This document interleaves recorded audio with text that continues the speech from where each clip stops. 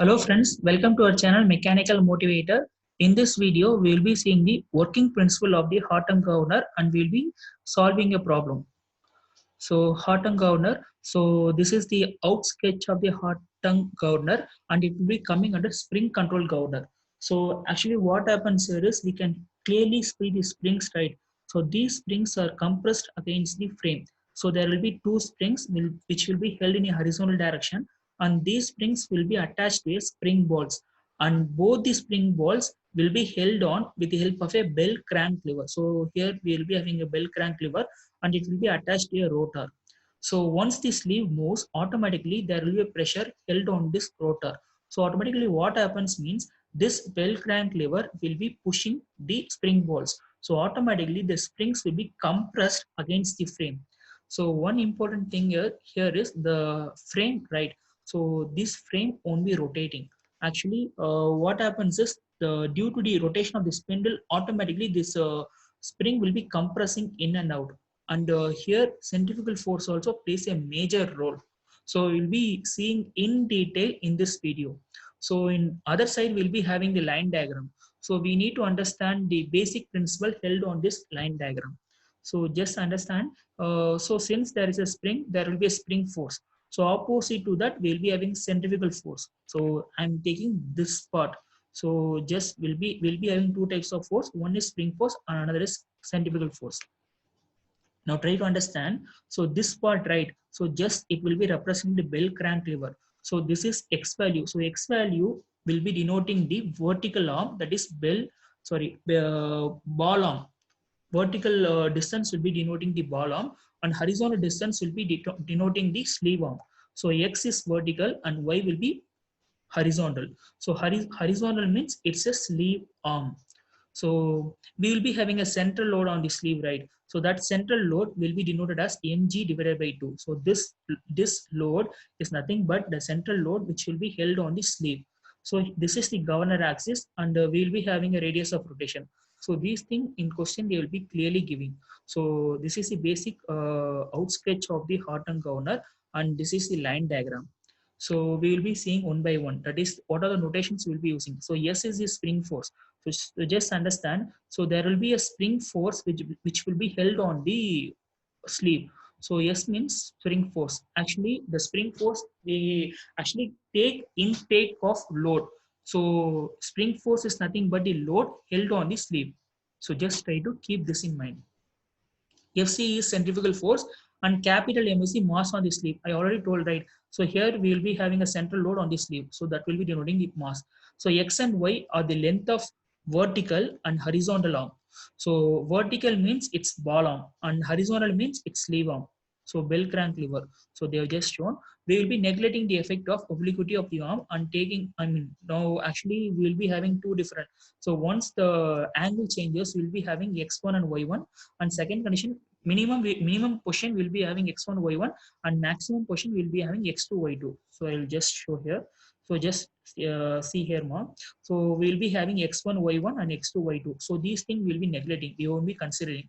So that's what they are saying, neglecting the effect of obliquity. So we will be now taking moment about fulcrum. That is, just imagine we'll be taking moment about here. So FC into X. So X is the distance and load is the FC. So FC into X is equal to S into X. So this load will be coming to 0.0. So S into X. Then we'll be having an extra load here, right? So mg divided by 2, that is mass on the sleeve. So mg divided by 2 is the load, distance is y. So mg divided by 2 into y. So that's what they have written here. So Fc into X is equal to S into X plus mg divided by 2 into Y. So now we'll be moving on to the problem. Just have a look at this. So same equation, we'll be taking moment in the upcoming problem also. So here we are having a spring control governor. So Horton type and both Pickering type and Horton type all will be coming under spring control governors. The length of the ball and sleeve arm. So length of the ball arm means they are given 80 and 120. So 80 mm will be denoting X, vertical height, and sleeve arm means Y direction, Y value. So 120 mm is Y. So convert it to meter. The total travel of the sleeve is 25 mm. So sleeve travel. So how much distance the sleeve has traveled? They have given us 25 mm. So that is the height. It's not the height. Actually, H will be representing the sleeve.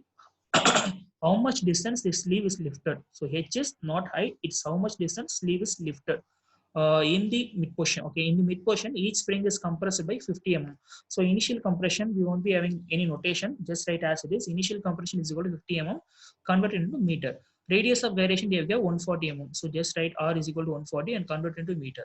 Each ball will be having a mass. So small m 4 kg and spring stiffness. Yes, stiffness of the spring is 10 kilonewton per meter. Convert kilonewton. So 10 into 10 power 3 Newton per meter. The equivalent mass of the governor gear at the sleeve is 16 kg. So mass on the sleeve is capital M is 16 kg. So these are the given data. In question, they have clearly said neglect the moment due to the revolving masses when the arms are inclined. So we will be neglecting that x1, y1 and x2, y2. Those things we will be neglecting.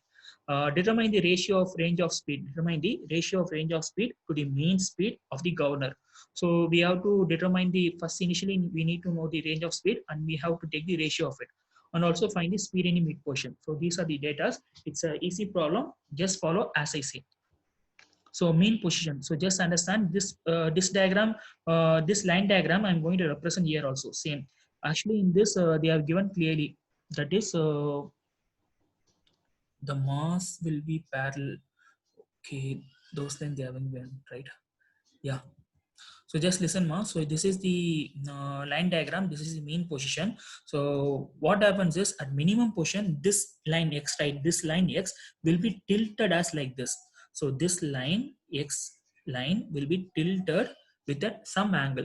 As well as once this line tilted means automatically what happens? This line will be coming downwards. That's what they have represented. That blue line is just represented here, and we will be having a spring force inside, and outside we will be having centrifugal force. So this is the radius, right? So R1. So total radius is here. So radius, and this is the new R1, new radius. And this distance they have represented as A1. So we will be getting a new x1 and y1 depending upon this angle of inclination. We'll be getting new x1 and y1. So automatically what happens at minimum position, there will be a sleeve lift, right? So sleeve will be coming down. So that's what they are shown here. H1 will be denoting the sleeve lift or sleeve downwards. So this is the minimum position. Maximum position, what happens? This line will be tilted outwards. So this, just see this line will be tilted outwards, and now we will be getting a new x2. And once this line tilted outwards, automatically what happens? This line will be going upwards. So just they are depending upon the angle and angle of inclination, we'll be getting the diagram like this. And now what happens is, already previously we know this is your radius of rotation and this is a new R2. So just represent this point. So this point till the governor axis is R2. Same while in both the cases we'll be having the mass on the sleeve, that is mg by 2 will be same on the both the cases. So x2 y2 is new thing, so remaining same as it is. So here we got the lift downwards, here we'll be getting the lift upwards. So h2 will be the new lift of the sleeve. So we have just got the diagram for the minimum position and maximum position.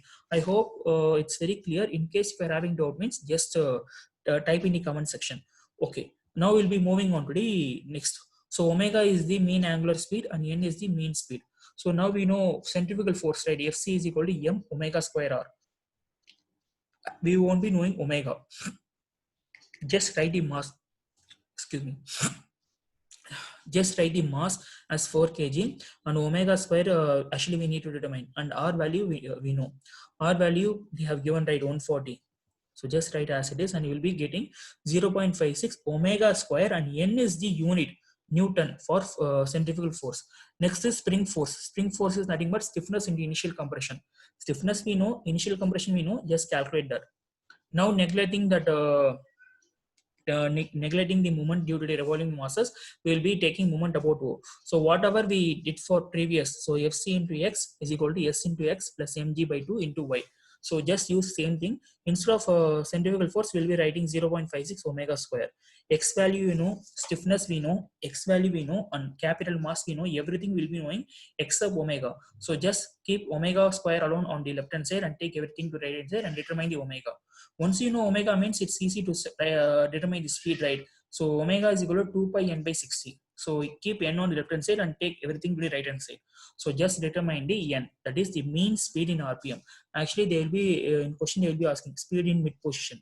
So we are going to determine the mean speed. So n is equal to 317 RPM. So one half of the sum we have completed.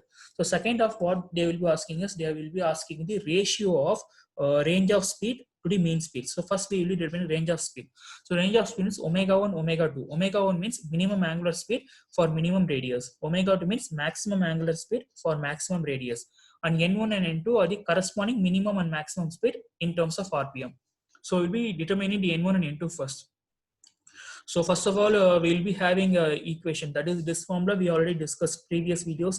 It's very clearly said r minus r1 divided by h1 is equal to x by y. So this formula we know.